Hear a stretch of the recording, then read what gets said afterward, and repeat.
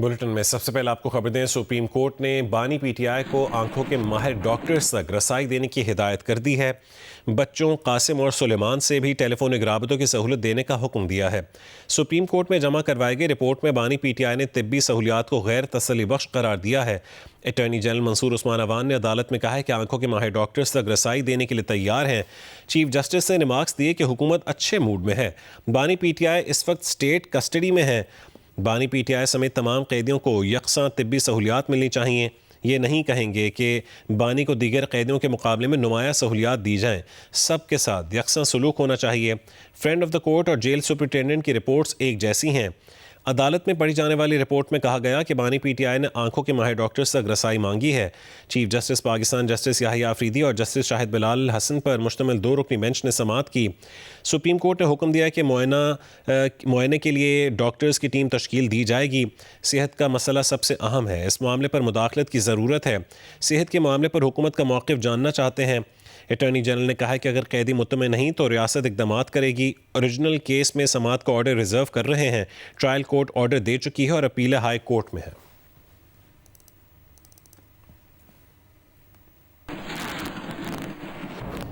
बांग्लादेश में आम इंतखाबात के लिए वोटिंग जारी है। बांग्लादेश नेशनलिस्ट पार्टी के चेयरमैन तारिकुर रहमान, जमात इस्लामी के अमीर शफीकुर रहमान और जैनजी पर मुश्तमिल नेशनल सिटीजन पार्टी के कन्वीनर नाहिदुल इस्लाम ने अपने अपने वोट कास्ट कर दिए हैं। मीडिया से गुफ्तगू में शफीकुर रहमान ने कहा है कि इंतखाबात बांग्लादेश के लिए एक अहम मोड़ है। अवाम की ख्वाहिशात बदल रही हैं, हम भी तब्दीली के हकदार हैं। उन्होंने कहा कि अगर वोटिंग आज़ादाना और मुनसिफाना हुई तो हम नताइज कबूल करेंगे। नाहिदुल इस्लाम ने कहा है कि उन्होंने ज़िंदगी में पहली बार बग़ैर किसी परेशानी के वोट डाला और अवाम से अपील की कि वह अपना हक़ की रायदही ज़रूर इस्तेमाल करें। इलेक्शन कमीशन के मुताबिक मुल्क में 12 करोड़ 77 लाख से ज़ायद रजिस्टर्ड वोटर्स हैं। मजमूई तौर पर 50 सियासी जमातें 300 में से 299 नशस्तों पर मद्दे मुकाबिल हैं। BNP ने 292, जमात इस्लामी ने 225, नेशनल सिटीजन पार्टी ने 32 उम्मीदवार मैदान में उतारे हैं। मकामी अखबार के मुताबिक पोलिंग पुरअमन और मुनज़्ज़म अंदाज में हो रही है। अब तक किसी किस्म की बद इंतज़ामी या रुकावट की इत्तला मौसूल नहीं हुई।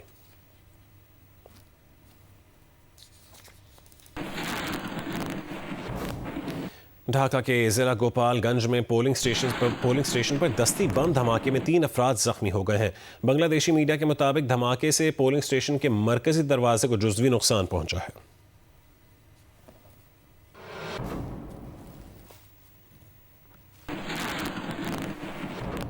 बांग्लादेश में इंतखाबात और रेफरेंडम के लिए वोटिंग जारी है। गैर मुल्की मुबस्सिरीन भी इंतखाबात को मॉनिटर करने के लिए मौजूद हैं। ढाका में मौजूद चीफ यूरोपीय मुबस्सिर मिशन ने आज के दिन को बांग्लादेश की जमहूरियत के लिए बड़ा दिन करार दिया है। उनका कहना था कि बांग्लादेश के 64 एडमिनिस्ट्रेटिव अजला में 90 शॉर्ट टर्म ऑब्जर्वर्स तैनात हैं। इंतखाबात की मॉनिटरिंग जारी रखी हुई है। सरबरा कॉमनवेल्थ ऑब्जर्वेशन मिशन का भी इंतखाबी माहौल पर इत्मीनान का इजहार, कहा कि अब तक पोलिंग का माहौल बहुत अच्छा रहा है। पोलिंग सेंटर्स पर वोटिंग पुरअमन अंदाज में जारी है।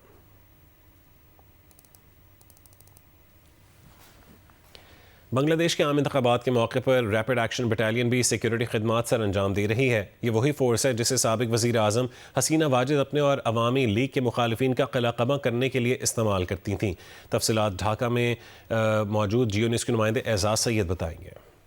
जिस वक्त हम गुलशन 2 में मौजूद हैं, यहाँ पर सिक्योरिटी के गैर मामूली इंतजाम हैं, लेकिन यहाँ पर हम देख रहे हैं खुसूसी फोर्स जो है rapid action battalion. Rapid action battalion one of the best forces के तौर पे जानी जाती है बांग्लादेश के अंदर। और रैपिड एक्शन बटालियन जो है, अगर इसका थोड़ा सा बैकग्राउंड देखें तो इसके ऊपर प्रोसीडिंग्स भी चल रही हैं। अवामी लीग के दौर में रैपिड एक्शन बटालियन को इस्तेमाल किया गया था पॉलिटिकल ओपोनेंट्स को टार्चर करने के लिए, उनको गायब करने के लिए, उनको मिसिंग करने के लिए और उनको कत्ल करने के लिए भी। और ये बातें इसलिए गैर मामूली हैं कि इंटरनेशनल जो ह्यूमन राइट्स क्राइम्स ट्रिब्यूनल है उसमें भी इसके हवाले से बाकायदा एक केस चल रहा है। और जो बांग्लादेश के साबिक आर्मी चीफ हैं इकबाल करीम भैयो, उन्होंने भी इस ट्रिब्यूनल में खड़े होकर इस रैपिड एक्शन बटालियन के बाज ऑफिसर्स के बारे में बयान दिया। आज यही रैपिड एक्शन बटालियन अपनी खिदमात सर अंजाम दे रही है इलेक्शन के मौके के ऊपर, जबकि यही रैपिड बटालियन एक्शन बटालियन जो है अवामी लीग के दौर में काम करती रही उस वक्त की पॉलिटिकल गवर्नमेंट के लिए, उसके सियासी मुखालफिन का कला कमा करने के लिए। तो आज ये रैपिड एक्शन बटालियन यहाँ पर मौजूद है। इसके ऊपर सवालात माजी में उठाए गए, लेकिन अब बताया जा रहा है कि ये मुकम्मल प्रोफेशनल ऑर्गेनाइजेशन है और पूरे प्रोफेशनल अंदाज से अपना काम कर रही है। गैर मामूली सिक्योरिटी है और इस गैर मामूली सिक्योरिटी में इंतखाबात यहाँ पर हो रहे हैं, जिसकी सिक्योरिटी रैपिड एक्शन बटालियन भी कर रही है। T20 वर्ल्ड कप में श्रीलंका और ओमान के दरमियान मैच जारी है। श्रीलंका ने मुकर्रर 20 ओवर्स में 5 विकेटों के नुकसान पर 225 रन स्कोर किए हैं। T20 वर्ल्ड कप के तमाम मैचेस जियो सुपर और डिजिटल ऐप माइको से बराह रास्त नशर किए जा रहे हैं।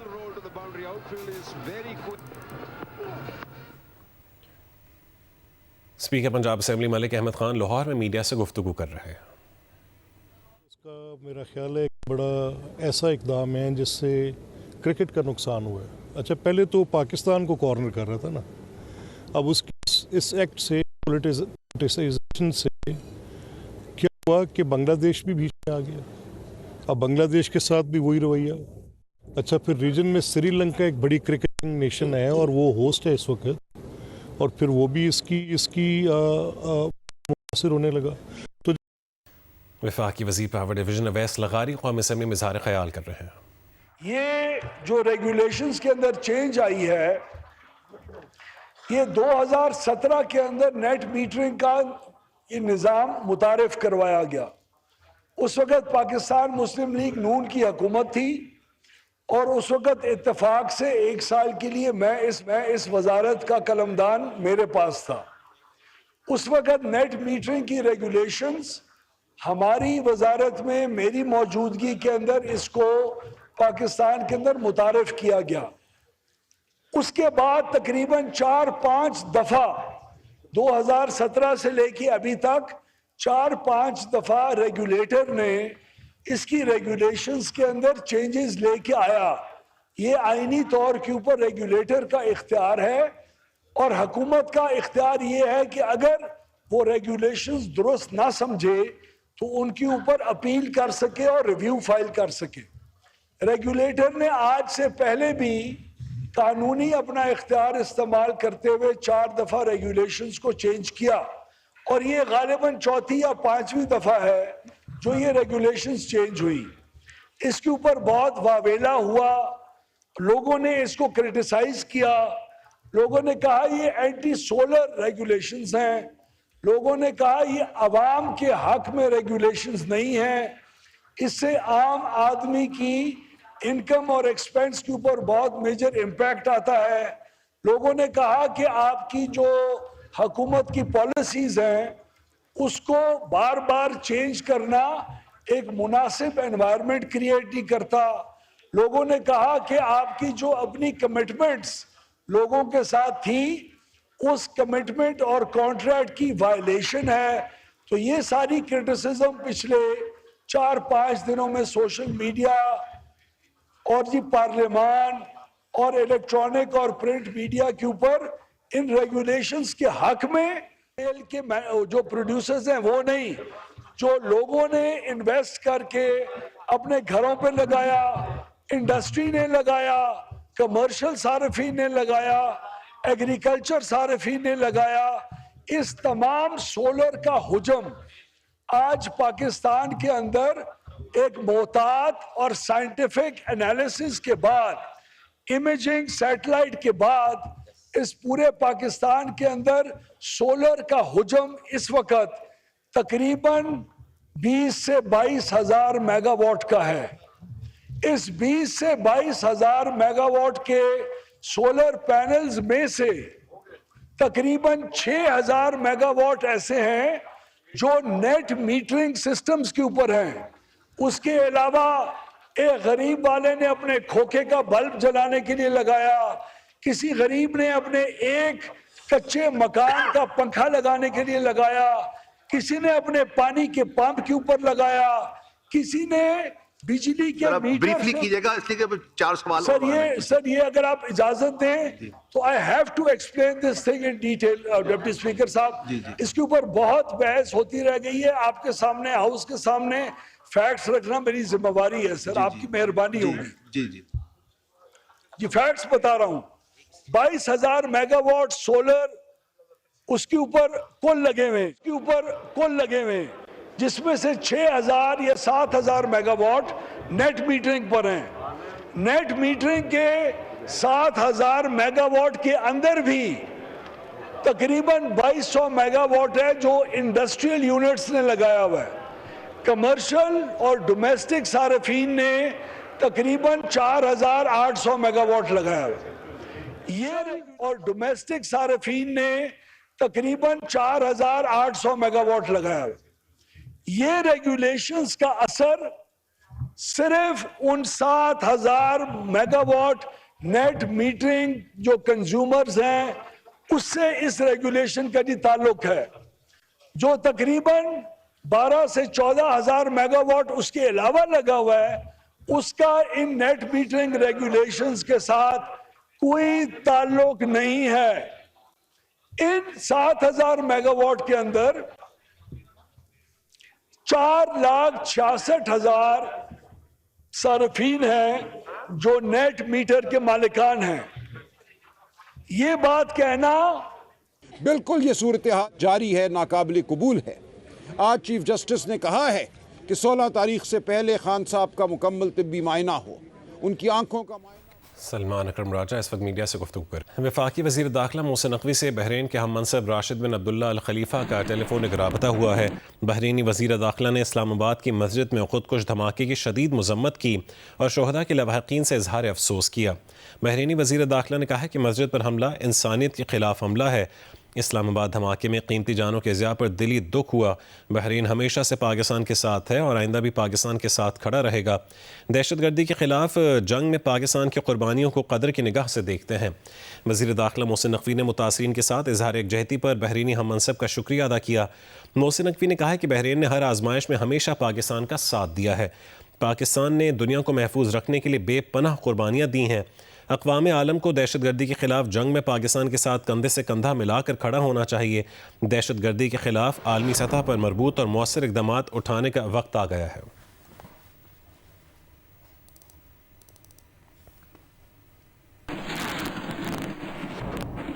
वफाकी दारुल-हुकूमत इस्लामाबाद का मौसम सर्द और खुश्क रहेगा, जबकि बारिश के कोई इम्कानात नहीं है। मौसम की सूरत हाल बताएंगी दुआ मिर्जा।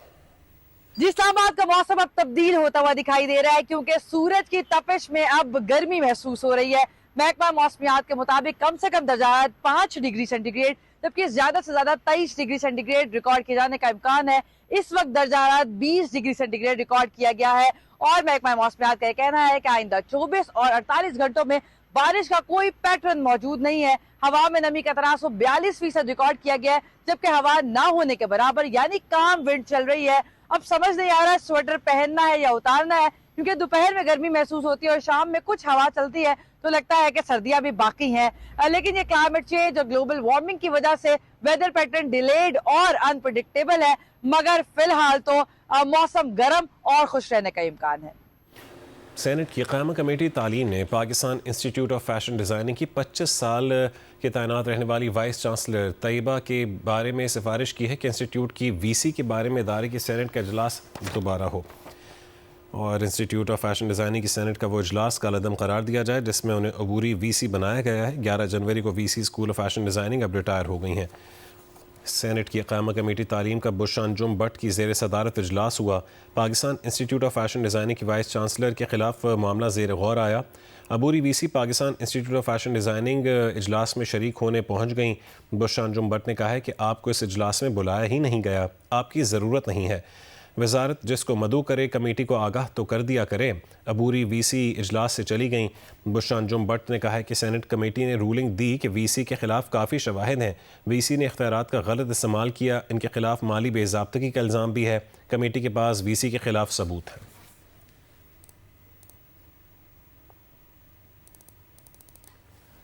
पेशावर में रमज़ान मुबारक से पहले बेशतर अशिया खुरनोश की कीमतों में कमी वाक़ हुई है, तहम बाज़ अशिया की कीमतों में इजाफा देखा गया है। 20 किलो आटे के थैले की कीमत में 200 रुपये की कमी वाक़ हुई, जबकि बेसन की फ़ी किलो कीमत में 20 रुपये का इजाफा हुआ। तफसील बताएंगी अरूबा इब्राहिम। जी, पेशावर में रमजानुल मुबारक की आमद से पहले बेशतर अशिया खुर्दनोश की कीमतों में कमी वाक़ई हुई है, जो कि शहरियों के लिए काफी खुशाइन बात है। अगर हम कीमतों की बात करें तो चीनी की फी किलो कीमत में 10 रुपए कमी वाक़ई हुई है। फी किलो चीनी 150 रुपए में फरोख्त की जा रही है। चने की दाल की फी किलो कीमत में 20 रुपए की कमी होने के बाद अब 260 रुपए फी किलो में फरोख्त किया जा रहा है। इसी तरह आटे के 20 किलो थैले की कीमत में 200 रुपए कमी रिकॉर्ड की गई है। 20 किलो आटे का थैला 2800 रुपए में फरोख्त किया जा रहा है। चिकन की अगर हम बात करें तो चिकन की फी किलो कीमत में भी 5 रुपए की कमी वाक़ई हुई है। इसी तरह कुछ अशिया की कीमत में इजाफा अभी रिकॉर्ड किया गया है। बेसन फी किलो 200 रुपए में फरोख्त किया जा रहा है। चावल की फी किलो कीमत 350 रुपए है। माश की दाल 400 रुपए से 420 रुपए किलो में फरोख्त की जा रही है। शहरियों का हुकूमत से मुतालबा है कि रमजानुल मुबारक से पहले अशिया खुर्दनोश की कीमतों में मजीद कमी लाई जाए, ताकि रमजान में शहरियों को मुश्किलात का सामना न करना पड़े। जी, नवाब शाह में आटे की निर्खों में होशरुबा इजाफे से गरीब और मुतवस्सित तबका मुतासर हो रहा है। तफसील बताएंगे मोहम्मद अनवर शेख। जी बिल्कुल, नवाबशाह में भी आटे की कीमतों में होशरुबा इजाफे से गरीब और मुतवस्सित तबके के लोग परेशान हैं। इस सिलसिले में उनका ये कहना है कि मार्केट में 140 रुपये फ़ी किलो आटा फ़रोख्त किया जा रहा है, जो कि उनकी दस्तरस से बाहर है। और इस सिलसिले में उनका ये कहना है कि दीगर अशिया खुर्द व नोश की कीमतें भी बढ़ी हुई हैं, लेकिन अब आटा ख़रीदने की भी उनकी इस्तात नहीं है। दूसरी जानिब ये कि डिप्टी कमिश्नर अब्दुल समद निज़ामानी की जानिब से इजलास मुनक्किद किया गया दरबार हाल में, और यहाँ पर जो है ये तय किया गया कि आटे की कीमतें कम की जाएंगी। फ्लोर मिलों का दौरा भी हुआ, लेकिन आवाम का ये कहना है कि आटे की कीमतों की उड़ान जो है वो कम नहीं हो रही। उनका मुतालबा है कि फौरी तौर पर आटे की कीमत कम की जाए, ताकि वो इत्मीनान से 2 वक्त की खाना खा सकें। जी, लोअर जनूबी वज़ीरिस्तान के रुस्तम बाज़ार में रमज़ान से कबल ही अशिया खुर्दनोश की कीमतें बढ़ना शुरू हो गई हैं। महंगाई की सूरत हाल बताएंगे जियो न्यूज़ के नुमाइंदे आदम खान वज़ीर। जी, ज़िला लोअर जनूबी वज़ीरिस्तान में रमज़ान करीब आते ही बाज़ मार्केटों और दुकानों में अशियाई खुर्दनोश की कीमतें बढ़ना शुरू हो गई है। इस वक्त मैं रुस्तम बाज़ार वाना के एक दुकान पर मौजूद हो। यहाँ पर चीनी की फी बोरी 7,500 रुपये से बढ़कर 7,600 रुपये में फ़रोख्त हो रही है। इसी तरह घी की फी कार्टन 5,400 रुपये से बढ़कर 5,600 रुपये में फ़रोख्त हो रही है। इसी तरह आटे की 40 किलो बोरी 5,600 रुपये में फ़रोख्त हो रही है। वाना रुस्तम बाजार में रमज़ान से कबल एक कंप्लेंट डेस्क कायम किया जाएगा, जिसमें शहरियों के बरवक्त शिकायत का अजाला कर दिया जाएगा, और इसी के साथ साथ तमाम दुकानदारों को नरखनामा फराम किया जाएगा, ताकि वो तमाम दुकानदार उसी के मुताबिक अपनी चीज़ें और अशियाई खुर्दनोश फ़रोख्त कर सके। वज़ीर आला पंजाब मरीम नवाज की जानिब से नौजवानों को बाइख्तियार बनाने के लिए जदीद डिजिटल पोर्टल का इजरा किया जा रहा है। आप इंटरैक्ट करेंगी। इसके 2 इंटरफेसेस हैं, एक is I am 20 and below and the other one is I am above 20. So we will just take you quickly to I am 20 or below interface. Correct? So ये पेज उन लोगों का जो below होगा 20 और नीचे जाए ये let's start they go into, but before that I'll show you नीचे जाए। So what's on your mind? फिर ये सारा नीचे आपके अपने नीचे जाते जाए, नीचे ये ऊपर जो वॉइसेस वगैरह, लेकिन ये सारे आपके जो इनिशिएटिव्स हैं उनमें वो अपने आइडियाज दे सकते हैं। रनिंग इनिशिएटिव्स हैं और जो न्यू है वो अपना आइडिया रजिस्टर कराएंगे। अपने आप को रजिस्टर कराते 4 सिर्फ एंट्रीज हैं। Take them to a page जहाँ वो अपलोड कर सकते हैं अपनी फाइल, अपना आइडिया अपलोड कर सकते हैं और अपनी पूरी प्रोफाइल दे सकते हैं। So they register to you also through this talk to CM. You click it and you will land into that particular area. So go back. पीछे जाएं, above 20. So ये above 20 की completely look and feel is different and for a different age group. So नीचे जाते जाएं, ये पूरा वो register, suggest your idea. So madam, they suggest the idea, पूरा नीचे, and then they can go to your initiatives. वो इस तरह they can click in, they can get the information about it, and they can register and all of that. अब आप पर जाएं, let's start with 20 and below. Let's start 20 and below. अब madam आप हाथ रख देंगी तो वो अभी आते हैं। What's on your mind? Let's start. Right now, what is What is on your mind right now? So, you know, all those Gen Z language. Let me know what you think. Let me know what you I think. don't have to click to that. Let's start. Bismillahirrahmanirrahim. So, madam, now you let me know what you think. It takes you to this page, landing page. Then what's your vibe? What's your vibe on it? It's all like that. And नीचे जाए. Click इसे हो तो ये पहले को click कर दें. Let me know what you think. So you, it is a serious thing. It's not a fun thing only. Of course. So you enter the things. इसमें से ये हफ्ते निकाल दिए. Because वो like of बच्चों के छोटे वालों के वो होते हैं CNIC. इसकी जरूरत नहीं है. वो 20 and above में डाला है. और बस इसको करने के बाद they go directly to the landing page where they give you idea. And from that suggest you will be able to track those turtles as well. And once they give their suggestion, it will be tracked, brought to your office. You will review it. We will add it to the year 2026 project. A पूरा एक loop जो होगा. And when does this start function? From today. You started it.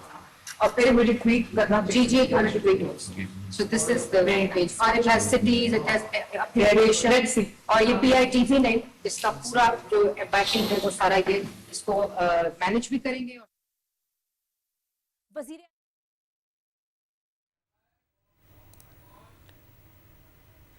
वज़ीर आला पंजाब को इस वक्त senior सूबाई वज़ीर मरीम औरंगज़ेब की जानिब से ब्रीफ़ किया जा रहा था और बताया जा रहा था उनको कि सीनियर सूबाई वज़ीर ने कहा है कि पोर्टल से मुतालिक उन्होंने ब्रीफिंग दी है। ये नौजवानों को बाइख्तियार बनाने के लिए जदीद डिजिटल पोर्टल है।